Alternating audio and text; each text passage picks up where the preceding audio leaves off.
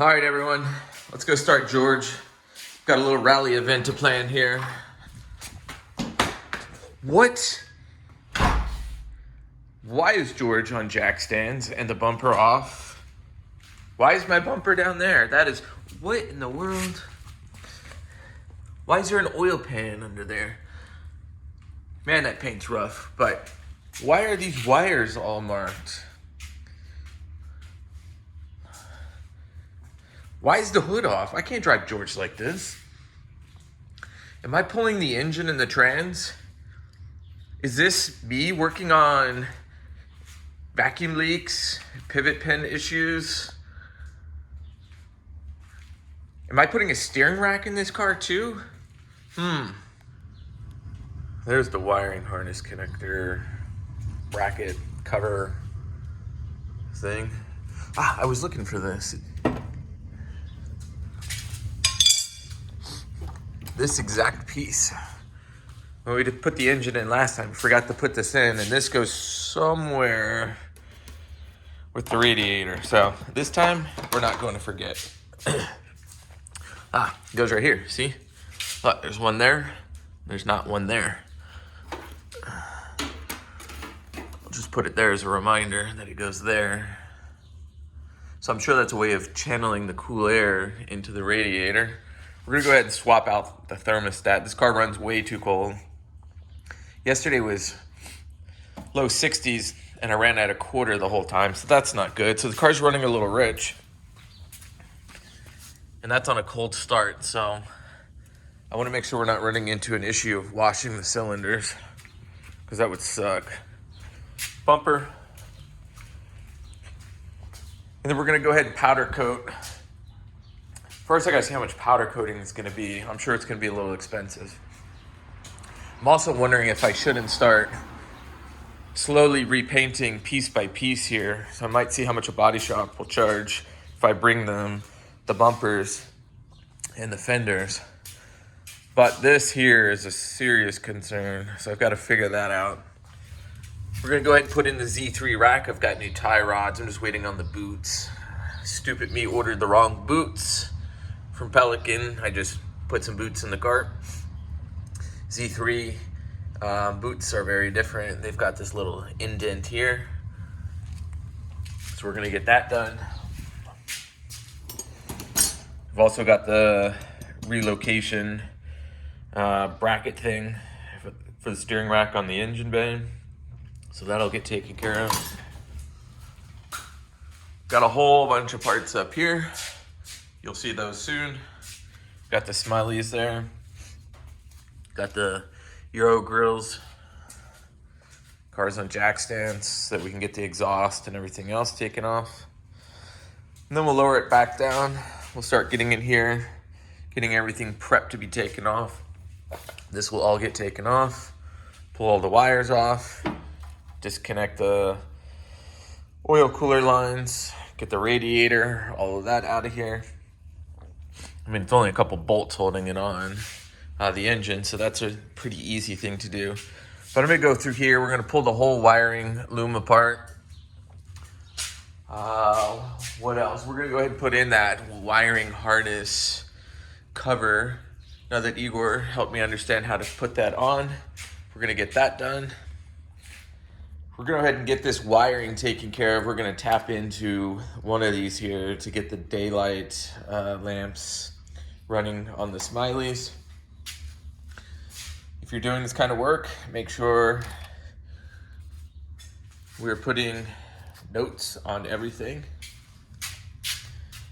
I think trays for screws and bolts are important. We're gonna start cataloging those really soon.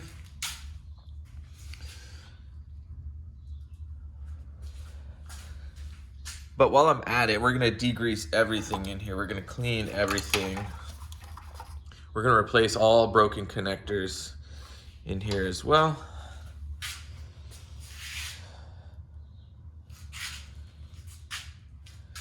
We're gonna flush these lines out.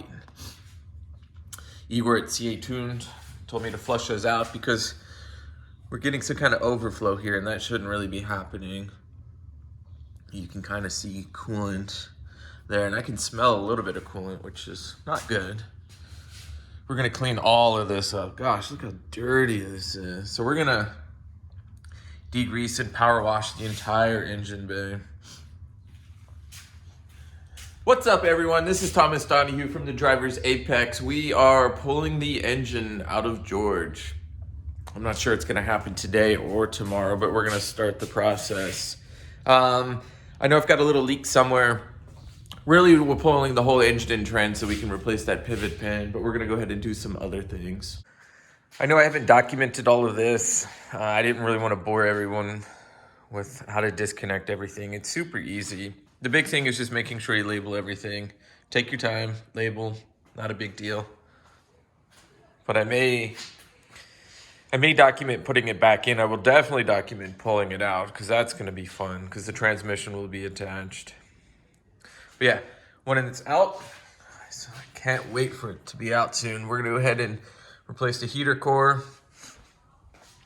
We're gonna go ahead and finish. We're gonna get rid of this. These were the heater hoses that went to the throttle body. So we're gonna permanently delete them from back there. That's gonna clean that up a ton. We're gonna degrease this. I've already got a power washer from my neighbor over here.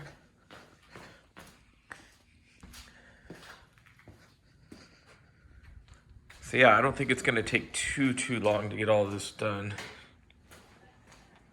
All right, we are getting closer.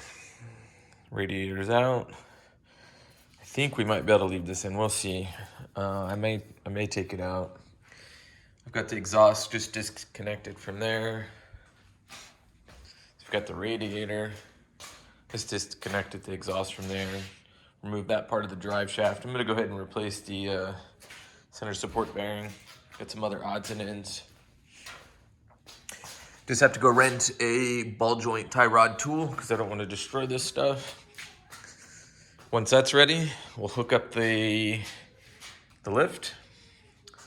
We'll disconnect the engine mounts, oil cooler, and we'll have it out. All right, if you have never pulled an engine before, the sight of this is absolutely terrifying. It's only my second time doing it. It's my first time doing it by myself, and I'm terrified, but it'll go fine. Fuel lines, so just make sure you document fuel pressure, and then the other one goes to the fuel rail. Make sure those lines are documented. I cut the oil pressure, gotta remove that. Oil pressure sensor line right here because I didn't feel like disassembling the entire front of the engine. It's a wonky crap wire that needs to be shortened and all that, but I'm gonna go through here into the loom and make sure that I check for all wires that are clean, stuff like that. So I gotta make sure I disconnect this wire here real quick. Otherwise we're gonna have an issue. But yeah, as you can see, the engine is legit loose. All electronics are disconnected. I think you can see it's all good to go. Other side's easy, there's nothing attached. So let's work on that. All right, just like that. Subframe is out. Steering rack's attached. So that's not too big of a deal. That was a little bit of a struggle. But yeah, I like to take the whole subframe. Don't drop control arms and subframes and everything like that. Just drop it as one big thing. Yep, so we're ready to go. There's just something real quick I need to do. I just need to make sure that I have the starter, everything disconnected off the starter real quick. So let's do that real quick. Yep, so we've got everything disconnected. Got everything here all hoisted up and ready to go. It's been hanging out like this for about 24 hours or so. The lighting.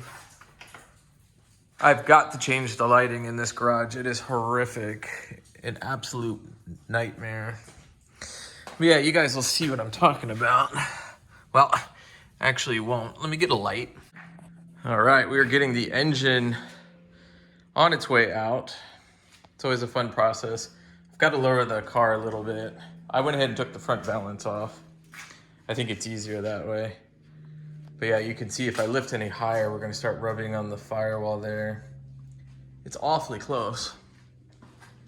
But I think if I lower the car down just a smidge, we can get it cleared. Look at all these parts everywhere. All right, engine is removed. Had a slight little boo-boo right there. Jen's hiding. Was that fun? That was fun. Bull crap. It was problem solving. Yeah. It's not that much fun, but yeah, the key's just lowering the car down in the front to clear this. Those who do it with the front valance on, kudos to you. I don't know how you do it, but I imagine I will start slowly learning. All right, everybody. Got a lot of stuff removed here. I've got the center console removed. Got the parking brake console area removed. It's kind of hard to see under here, but we're working on the heater core. So we're just trying to get back there. I'm gonna have to do that when there's a little bit more daylight. But yeah, there's a lot of stuff here to remove, so I will post more on that when I can. I'll also show you, we're doing the Z3 rack, so I've already got the steering shaft collar nut removed. I've got a buddy coming over because he's gonna do his E30 as well. But since we're working in this area, I figured get that done, get the heater core, get all those things done before we get ready to put the engine back in. All right, what's up everybody? This is Thomas Donahue and we've got this E30 all power wash, degreased. It looks so much cleaner. I had some rust there, a superficial rust, but I went ahead and wire wheeled it all off. And that's all hidden by the coolant reservoir anyways, so that's not gonna be seen.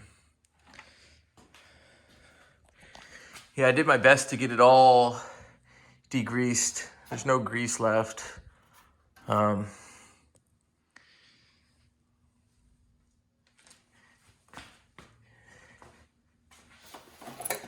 Yeah, it's super cleaned up now. Next, we're gonna start working on this. So I'm fixing, I have a bad habit of saying fixing. I'm in the process of removing the steering shaft from inside, so that's what I'm gonna work on. Let's do a little quick garage update. Got all our parts here, everything organized. Got the engine there. It's all about keeping a clean workspace.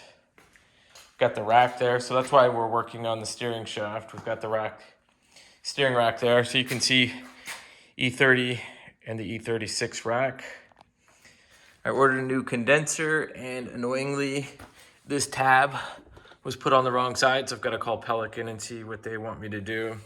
It's just riveted in, so I don't know if they want me to take it to a shop and just have it flipped and re-rivet it, or to send it back. Not sure what they want, but that's gonna set me back a little bit, but I've got plenty to work on. And this, I don't know what to do. I have got to call Condor and see what they recommend, but remember that clutch squeak I was talking about? I knew it was the pivot pin. Look how worn down that is. It's hard to see, but yeah, that is just about gone. So that explains why I had a horrible squeak. And then in here, I think I've sourced a couple intake leaks. This just moves all about up and down. And in the bitch tube, one of the O-rings was cracked, and you could see up inside the intake. That, I would imagine, is an intake leak. I've got to double check the directions here, but I'm deleting the lines that go to the throttle body. I've got this to replace from Condor, so that's gonna get taken care of. So I'm trying to clean up and organize and get rid of as much crap as possible on this engine that does not need to be there. I'm gonna go ahead and swap over engine mounts while I'm at it. Gonna clean up all of that. Think I might clean up the starter, give it a little bit of paint. Paint anything here that needs a little love. Rear subframe, I don't know if I'm gonna do that quite yet, but I've got all the parts from CA Tuned. My buddy Igor hooked me up with some stuff. So I bought the kit to fix camber caster, that kind of stuff. I got the new subframe bushings, trailing arm bushings, and then I got that yesterday, a new diff bushing. I followed up with Igor on that, and it sounds like we should be replacing our diff bushings to poly if we're doing poly sub and trail bushings. I've got a new center support bearing. This one doesn't look too bad, but it definitely does move around a little bit. So we're gonna get that replaced. Yep, there's the M20. I really wish I could go ahead and freshen it up or do the 3-liter, but it's gonna have to wait for another day. And now that I've pulled this engine out twice, I imagine the third time won't be the end of the world. But of course, I've got spare engine, spare block. So I've got stuff to do on the side once I'm ready. But the big thing is sending this out for paint. But we're looking a whole lot cleaner here. At least it's not so embarrassing when you open the engine bay and there's garbage everywhere. And now I'm spending time rerouting all the lines. I want them super clean. I'm gonna put the wiring harness cover there. So yeah, I will post more in a minute. This job is not fun, guys. It actually sucks. This is heater core removal. I should have been documenting more of this. Yeah, so as you can see, it looks much cleaner. And I'm just starting to mock everything back up. Make sure I've got the wiring where I want it to be. Those types of things. Starting to get all the AC components put in. And then the inside is a disaster. But that's what you gotta do when you're working on AC and heat and stuff like that. And we're gonna vacuum all of that. That's disgusting. But what I thought was really interesting is this kind of stuff. It's amazing what you find in a 30-year-old car. Probably many of you won't remember when this is from. I don't know. I'm gonna say from maybe the 90s. A BK broiler, 25 cents off. I also found a dentist card from 1996 in here, so I thought that was kind of cool. I might post that on Instagram. It's kind of a nostalgic thing, so I think that's pretty cool. But yeah, we're gonna get the heater core out today. We're gonna go ahead and get all these AC lines prepped and ready, because it's hot here in Arizona in the summer, and I've been driving this car for 6 years with no heat or AC, and it kind of sucks. Got the M20 here. Gonna go ahead and get some things done there. Got the rear subframe, we're gonna power wash that. This here looks like garbage, but that's where the wiring harness cover is gonna go over. I don't know what to do here, if I should just strip all of this or just buy a used one. Not sure what to do, but comment below on that. We'll clean up the center console. And this, oh my God. That's why we pulled the whole trans, is that brass pivot pin is junk. What's up, everyone? This is Thomas Donahue from the Driver's Apex. I'm gonna close out the video and then I'm gonna start a new video of us doing the steering rack swap. I've got a buddy coming over from the BMW club. But yeah, that's what the E30 looks like. I'll get a better shot in a second, but it's so much cleaner. I wish I was doing like an S52 swap or doing a bigger bore swap on the E30, but that'll be for next time.